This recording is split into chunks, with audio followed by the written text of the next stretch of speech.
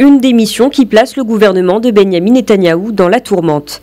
Après des semaines de désaccords de plus en plus patents sur Gaza avec le Premier ministre, l'accord de cessez-le-feu semble avoir été la goutte d'eau pour Avigdor Lieberman.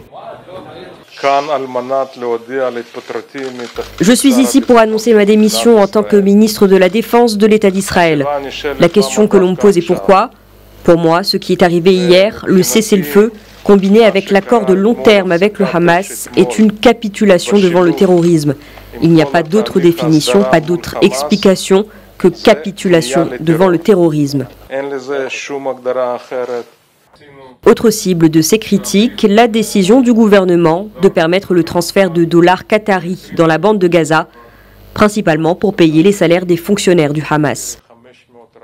Du côté palestinien, la démission du ministre israélien de la Défense n'a pas surpris, notamment Riyad El-Maliki, le ministre des Affaires étrangères.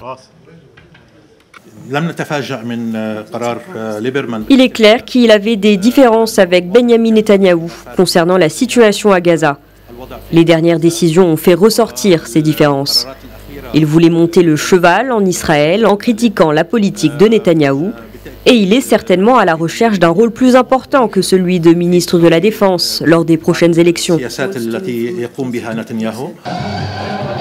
La démission d'Avigdor Lieberman, une célébration pour les Gazaouis qui se sont rassemblés aujourd'hui devant la maison du leader du Hamas, Ismaël Haniyeh. Les militants du Hamas voient le cessez-le-feu de mardi comme une victoire après de violents affrontements.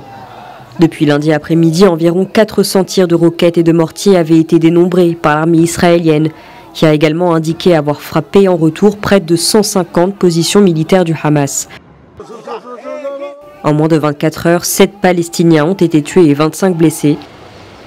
Du côté israélien, ces affrontements ont également fait une victime et des dizaines de blessés.